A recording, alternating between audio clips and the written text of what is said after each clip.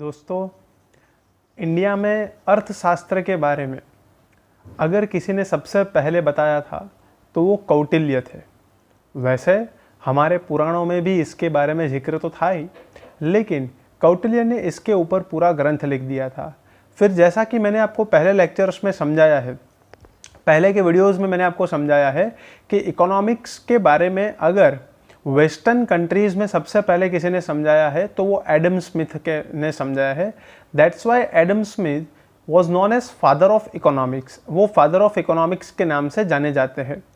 तो Adam Smith, उसके बाद प्रोफेसर अल्फ्रेड मार्शल, उसके बाद रॉबिन्स, प्रोफेसर सैमुअलसन, सब लोगों ने इकोनॉमिक्स के बारे में अपने अपने थॉट्स बताए थे। लेकिन नॉर्वे के एक इकोनॉमिस्ट रेगनार फ्रिस्क, उन्होंने ऐसा बताया कि जब हम इकोनॉमिक्स में एनालिसिस करते हैं तो कई बार हम लोग इंडिविजुअल यूनिट्स का एनालिसिस करते हैं और कई बार हम पूरी कंट्री का, पूरी इकोनॉमी का एनालिसिस करते हैं।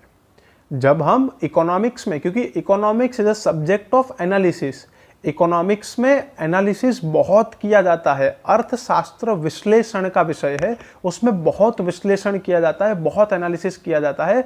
तो रेगनार फ्रिस्क ने कितना डीपली सोचा और उन्होंने क्या बताया, 1993 में नॉर्वे के इकोनॉमिस्ट थे, कौन? रेगनार फ्रिस्क। उन्होंने क्या समझाया कि इकोनॉमिक्स में जब हम एनालिसिस करते हैं तो कई बार हम इंडिविजुअल यूनिट का एनालिसिस करते हैं और कई बार हम पूरी कंट्री का, पूरी इकोनॉमी का एनालिसिस करते हैं। तो इसके हिसाब से जब हम इकोनॉमिक्स में एनालिसिस करते हैं, जब हम इकोनॉमिक्स में एनालिसिस करते हैं तो कई बार बहुत छोटे यूनिट का एनालिसिस करते हैं, कई बार पूरी कंट्री का एनालिसिस करते हैं। तो जब हम एनालिसिस कर रहे होते हैं इंडिविजुअल यूनिट्स का, तो उसको उन्होंने बोला micro economics. Micro word derives from the Greek word माइक्रोज। Micro word जो है वो ग्रीक शब्द माइक्रोज में से, उसका मतलब होता है छोटा, स्मॉल। तो जब आप इंडिविजुअल यूनिट के बारे में एनालिसिस कर रहे होते तो उसको बोलते हैं माइक्रो इकोनॉमिक्स। और जब हम पूरी कंट्री, पूरी इकोनॉमी के बारे में एनालिसिस कर रहे होते हैं, जैसे कि देश की पर कैपिटा इनकम, देश की नेशनल इनकम, देश का प्रोडक्शन, जब पूरी कंट्री, पूरी इकोनॉमी के बारे में हम लोग सोच रहे होते हैं या तो उसका एनालिसिस कर रहे होते हैं, तो वो होता है macro economics. Macro word also derives from the Greek words macros, उसका मतलब होता है लार्ज।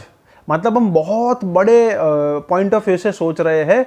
तो आप लोगों को समझ में आया होगा कि जब इंडिविजुअल यूनिट का स्टडी करते हैं, इकोनॉमिक्स में एनालिसिस करते हैं तो माइक्रो, और जब पूरे कंट्री का, इकोनॉमी का एनालिसिस करते हैं तो उसको बोलते हैं मैक्रो इकोनॉमिक्स। वैसे इकोनॉमिक्स एक ही है, कोई दो इकोनॉमिक्स नहीं है यहाँ पर, इकोनॉमिक्स एक ही है। But from the point of view of analysis, from the point of view of analysis, economics is divided into two parts. First is microeconomics, second is macroeconomics. तो ये माइक्रो और मैक्रो इकोनॉमिक्स होता क्या है, हम लोग आज के और नेक्स्ट लेक्चर में डिटेल में समझेंगे। मैं हूं ब्रिजेश दवे, आपका फ्रेंड और इकोनॉमिक्स ट्यूटर। समझाने वाला हूं आपको दो वीडियोस में माइक्रो और मैक्रो इकोनॉमिक्स के बारे में डिटेल में। ऐसा टॉपिक है दोस्तों, जितना इसके बारे में समझा जाए उतना कम है। तो माइक्रो इकोनॉमिक्स इंडिविजुअल यूनिट का स्टडी करता है, मैक्रो इकोनॉमिक्स पूरी कंट्री, पूरी इकोनॉमी का स्टडी करता है। कुछ सवाल है, आज मैं कुछ सवाल के साथ ये वीडियो जो है पूरा सवालों से भरा हुआ है और उस जवाब ढूंढने की आपको कोशिश करनी है। नेक्स्ट वीडियो में सारे आपके सवाल के जवाब आपको मिल जाएंगे और सारे डाउट आपके क्लियर हो जाएंगे। क्या आपने कभी भी ऐसा सोचा है कि कभी भी किसी भी चीज़ की कीमत कैसे डिसाइड होती है? How a product price determination takes place in a market? बाजार में कोई भी चीज की कीमत कैसे तय होती है? क्या आपने कभी भी ऐसा सोचा है कि कोई भी जमीन हो, कोई भी जमीन हो, उसकी कीमत कैसे निर्धारित होती है? कोई भी लेबर हो जो काम कर रहा है, उसका वेजेस कैसे डिसाइड होता है? हम लोग जो कैपिटल देते हैं बैंक में या तो कहीं पर हम देते हैं, वहां पर इंटरेस्ट कैसे डिसाइड होता है? और एंटरप्रेन्योर को प्रॉफिट कैसे मिलता है? मतलब जो फैक्टर्स ऑफ प्रोडक्शन है उसको रिटर्न कैसे मिलता है? 4 फैक्टर्स ऑफ प्रोडक्शन होते हैं किसी भी देश में। इकोनॉमिक ग्रोथ करने के लिए सबसे पहले प्रोडक्शन बढ़ाना पड़ता है, और प्रोडक्शन 4 चीज़ों के बिना हो ही नहीं सकता है: लैंड, लेबर, कैपिटल और एंटरप्रेन्योर। अगर आपको बिजनेस स्टार्ट करना है तो पहले ज़मीन चाहिए, उसके ऊपर फैक्ट्री आप एस्टेब्लिश करोगे, ठीक है। ज़मीन के बाद आपको लेबर चाहिए, काम करने वाले लोग चाहिए, उसके बाद कैपिटल, उसके बिना बिजनेस स्टार्ट ही नहीं हो सकता है। और खुद आप जो इन तीनों को मैनेज करोगे, लैंड, लेबर, कैपिटल, तो तीनों को जो मैनेज करता है उसको बोलते हैं हम एंटरप्रेन्योर।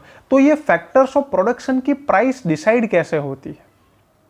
ऐसा क्यों होता है कि कहीं पर मकान के किराए बहुत ज़्यादा होते हैं और कहीं पर मकान के किराए बहुत कम होते हैं? कहीं पर मकान की जो कीमत है वो बहुत ज़्यादा होती है और किसी एरिया में मकान की कीमत बहुत कम होती है। कुछ लेबरर्स को बहुत ज़्यादा वेजेस मिलते हैं और कुछ लेबरर्स को बहुत कम वेजेस मिलते हैं। ऐसा क्यों दोस्तों?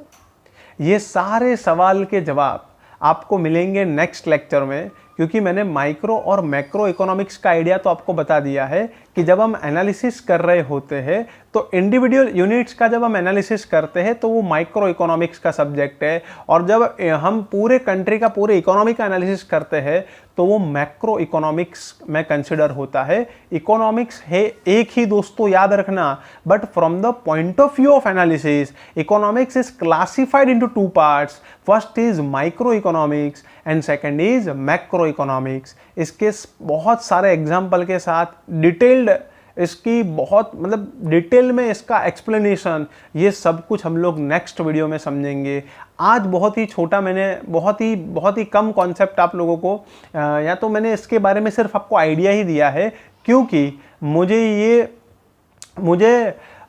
मुझे ऐसा चाहिए, या तो मेरी ऐसी इच्छा है दोस्तों कि आप सब लोग इसके बारे में थोड़ा सोचो, और नेक्स्ट लेक्चर में मैं डिटेल में आपको इसके बारे में समझाऊंगा। बहुत ही मस्त कॉन्सेप्ट है, लेकिन आप खुद भी माइक्रो और मैक्रो के बारे में थोड़ा रिसर्च करो, इसके बारे में थोड़ा पढ़ो, तो आपको बहुत मज़ा आएगी जानने में।